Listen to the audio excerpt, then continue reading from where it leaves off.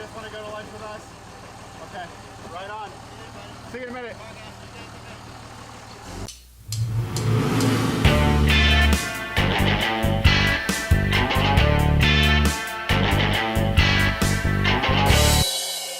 Thanks for joining us for lunch today. Thanks for having me. I've been looking forward to hanging out with you guys for a while. So one of the things that we like to do when we meet folks like you, especially good storytellers, is talk about stories and talk about cars and talk about things we haven't talked about before. So the floor is yours, my friend. All right, well, thank you very much. All right, I am Christopher Michaels. I'm an artist, I'm a car builder, and I'm a sometime VINwiki storyteller. But the story I'm going to share with you today is one I've never told there. It's about cars that got away. And Kyle, you did a really good video about the 968 Porsche, talking about cars we wish we had bought. Hold on, I got a call. Hello? Are you kidding me? Okay, gotcha. We will see you shortly. Okay, bye-bye. Where are we picking you guys up at? Your piece about the 968 Porsche kind of reminded me of a car that I wished I had bought that got away, and I'll tell you that story today. Okay. So, growing up, I had this 63 Buick Sabre, big, long, two-door, sexy, swoopy, sinister-looking car, and I've just always had this thing for big, luxurious, but also fast cars. And this story happens back in the 90s, and this is before BMW and Mercedes were offering, these big high-performance sedans. I mean, those cars were always sleek and fast, but that was before the, you could really get an AMG kit. I mean, AMG was around, Denon was around, but those were tuner cars, upper echelon cars. You didn't really see them much. Right. So, to get a big, fast four-door sedan was pretty rare. But in 1994, I was still in college. I didn't even have a car. I had an old motorcycle. I'd sold my custom truck to pay for college, and the 1994 Chevrolet Super Sport Impala came out, and I just thought that was the coolest looking car. It was just big and sleek. I had previously kind of had a crush on the Cadillac STS, but it was, front wheel drive and the North Star, transverse V8. This wasn't really quite the same, but this Super Sport Impala was just, the LT1 V8 rear wheel drive. It was only made, 94, 95, 96. 96 when the console shift, it just got a little sportier, and that was the car I set my sights on. So I graduate early 1997, and I'm in the market for a car, and I'm working at a special effects company in Atlanta. A great place, great people, but it just didn't really pay a whole lot. I'm living in downtown Atlanta, which is taking up most of my salary. But I really, really wanted one of these Impalas. So I start looking around. I found one for sale up in Alpharetta, and I go to test drive it. It's mildly used. It's a 96 model, but it's only got 700 miles on it. It's somebody only had it briefly. I get to the dealership, and it turns out it was the salesman's personal car that he had since traded to the dealership. So we go out for a test drive, and I tell the guy, I'm like, look, this is a pretty fast car. It's got a good motor in it. I don't want to just drive this thing casually. I said, you okay with me, making sure I'm going to get my money's worth? And he's like, hey, it's not my car anymore. I kind of always wanted to see what it would do, so light him up. So we're out in like Alpharetta, just, drifting turns and, power slides out of side roads and a couple of donuts in a parking lot, like just driving this thing like, like we're trying to tear it up, having a great time. Now, I was not intending on buying this particular car, but it was a fun experience to see, what this car would do. And it was, it was quick, it was fast, it, handled really well. And, for a big car, I mean, no, it's gonna get its lunch handed to it by a M3 or something on a track, but, big, heavy cars are actually a lot of fun to drive sportingly. You can hang the tail out, they drift, the weight of the car tends to pull the tires wherever the car is going, so it's pretty easy to control. They do anything real quickly, so just fun, big power slides and long drifts. Had a great time with this car. So now that I know, yes, absolutely, I want one of these, I start trying to find, the one. So I look around for a little while, and these cars were pretty limited production. I don't know the exact numbers, but they only made it for 3 years, and they were a relatively rare car. I find one for sale up in Clayton, Georgia, and the guy who owned it had just retired from General Motors. He had been like an assembly line manager on the line that made the Super Sport Impalas. So when he retired, he bought this car, and using his connections, he had the only factory gold kit that was ever made. That's awesome. Yo, what's up, guys? What's up? We were just going to lunch, so you guys might as well hop in anyways. So, what happened to the X3? Well, I just realized you guys got a Porsche. this is not yet a fully depreciated ride, but it came to us courtesy of Porsche Atlanta Perimeter, so That's for sure, right on. hop on in and come along. All right, let's go. Hey, we lit. Yeehaw. There we go. How am I still have like almost stuff. full leg? Wait, that's crazy. Oh, they got purple interior. Like, Yeah. look at y'all. All right, guys, welcome. Thank you, thank you. Where are we going, Mr. Chris? See, we're gonna head back down Spalding, I believe. It's Right a on. great- One of the best driving roads anywhere around Atlanta. Awesome. Lots of curves, relatively low traffic, nowhere for the cops to sit. It's a great road. So Mr. Chris was just telling us a story about his miss with, I don't want to say a first-gen Impala, but a mid-90s Impala. It was my miss on a 1996 Super Sport Impala. And one-off gold package. One-off gold package, yeah. And we're just going to pick up where we left off. All right. So I finally find the car that I want. It is a black 96 Impala Super Sport. It was owned by a guy who'd retired. He was like the assembly line manager for General Motors on the line that made the Impalas. So when he retired, he bought one of these cars, was using his discount, and used his connections. He had the only factory gold kit ever made for a Super Sport Impala. Now, I'm honestly not a fan of the gold kit on a car. It's just not my taste.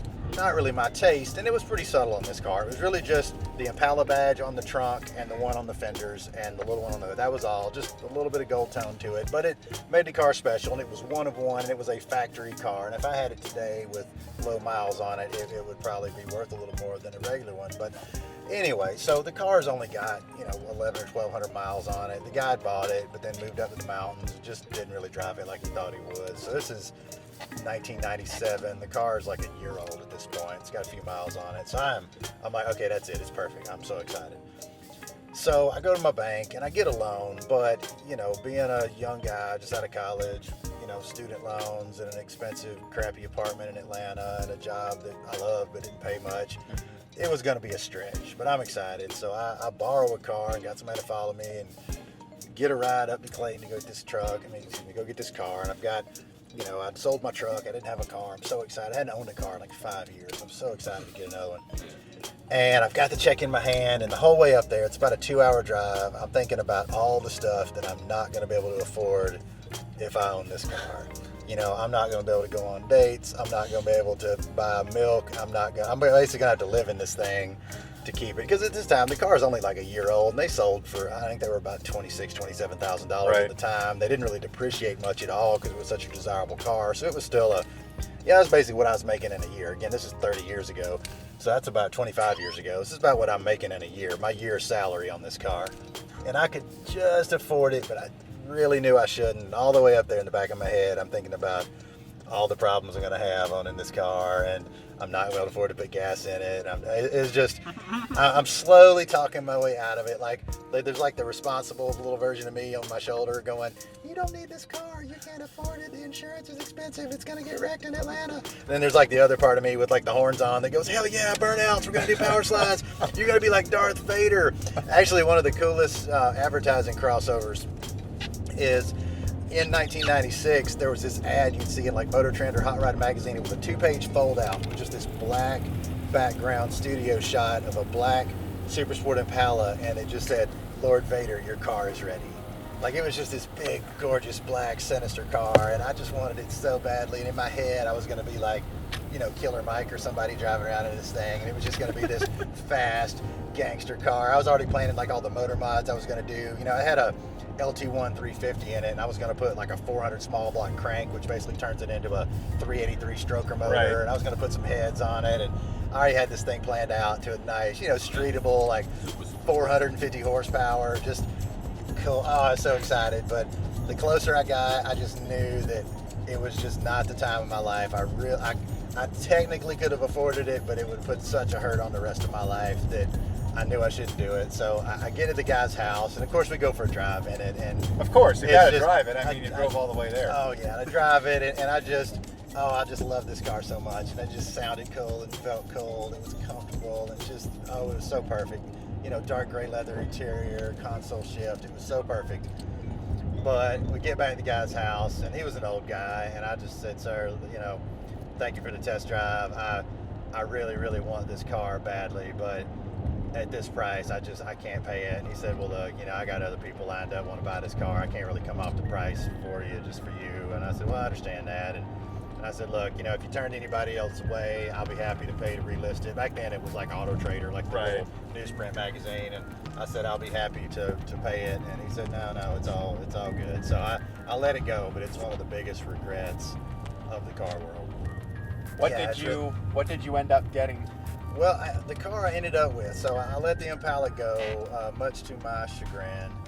I let the car go, and even to this day, 25 years later, every time I see one, I'm like, oh man, I should love that car. But honestly, I know me, and the way I drove the next car I got, everything else I drive, I would have beat the crap out of that car and drag raced it and hauled ass and taken it out on road trips, and it would have got caught in a dust storm and probably ended up with some bullet holes in it, and I would have probably ruined it. So what I ended up getting, and again, imagine, I'm just out of college, I am beyond broke. I've got like minus $400 in my checking account.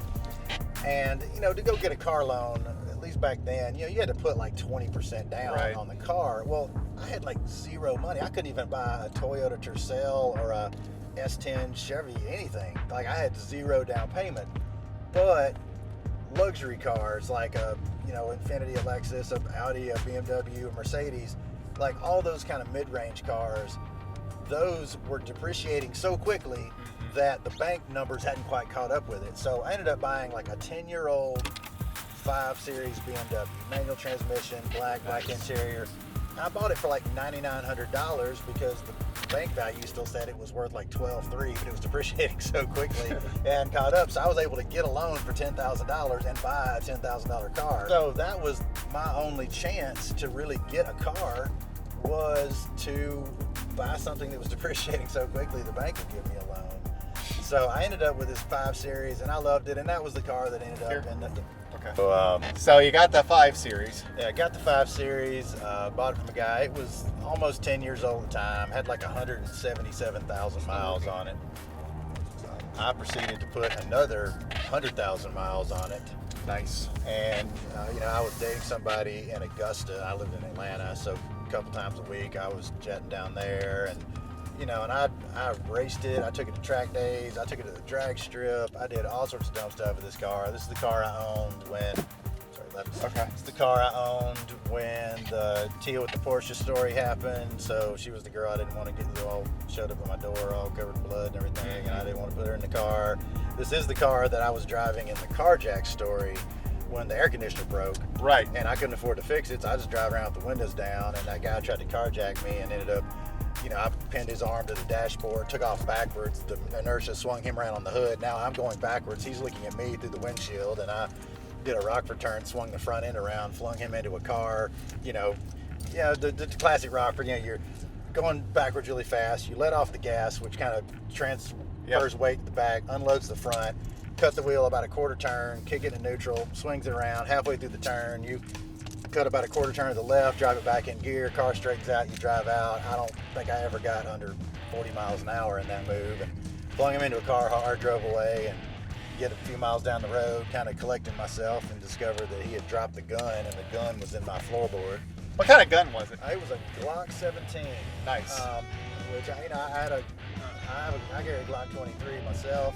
17 was a great gun, but I wanted to keep it, but I knew that gun had probably been involved in some crime that I didn't want to be linked to, so I turned it in to the police when I got it for. But nothing really happened. There was nothing really to file. They never called you to come get the gun? No. Okay. No, whatever happened to it, I never know. I just, I filed the report, I handed the gun over to them, and that was the last I ever heard of it. That was it. But I love that BMW, and I drove it for several years, put another 100,000 miles on it. Driving in Atlanta, as anybody knows, downtown Atlanta, a lot of potholes, a lot of bumps. So I had to beat all the struts and the bushings, and every mount on that car was beat up, and the chassis had 275,000 miles on it. So it ran like a top. The engine was phenomenal in that car, but the suspension, everything was just shot, and it got to a point where it was probably a $6,500 car that needed $5,000 worth of suspension work on Right. it. So I put it up for sale, and I was very honest. I mean, I've bought some cars over the years that had some nasty surprises, kind of like my black smuggler truck with the murder scene in it. We thrive on those nasty surprises. Exactly. So I've always kind of gone out of my way when I've sold a car. I want it either to be completely straight, where I got a clear conscience of selling it, or I want to at least be very forthright with, Right. hey, look, it needs this and this. So I put it up on it was like Auto Trader or something like that. A guy pops up. He owned a BMW performance shop in Atlanta, and it's been 20 years now, and I can't remember the name of it. But he wanted to make like an M5 clone of this car, and he had a suspension company that was willing to give him all of the parts that my car needed, so that he was not worried about the suspension damage. And but the car was, it had never been wrecked. It was black interior, had all the options on it. It was a nice car, and he was gonna drop the M Series motor in it and do the suspension kit. So he bought the car. I felt good because I could make a clear conscience sale of the car, and it went on to have a better life. So Nice. I love that car too. I get emotionally attached to all the cars I have, whether it's my crappy $400 Honda or my smuggler truck or the Corvette I used to have, or all the different cars I've owned over the years. I get attached to them. So I remember like watching that BMW drive down the street, and I was taking pictures of it till it was just gone in the distance. And I always loved that car, and I've always had a soft spot for those. That was the ownership experience I had with that 5 Series is what prompted me to buy the X5, which was just on that last week. on that VINwiki story just last week, which turned out to be a complete technological nightmare. So I still have a soft spot for BMWs. They're fantastic cars. They drive amazingly. That particular X5 was just too complicated for its own good. But that German driving experience, much like the Porsche we're in today, the Mercedes, the Audis, the Germans know how to do a car like nobody else. Yeah. And I understand the appreciation that you guys have for them.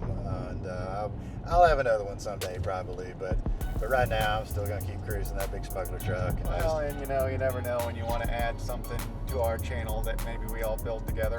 yeah, I'd like to do I want to do like an old 2000, not a year 2002, but the old BMW 2002 models from the I 70s. I want to Had build like one. a That was replica. my first car. That's right. You told me about that. You did Yeah. a motor swap. and Yeah, I had a everything in that 74, 75, and 76. thing. Wow. And I bought all 3 of them for I think $12.50.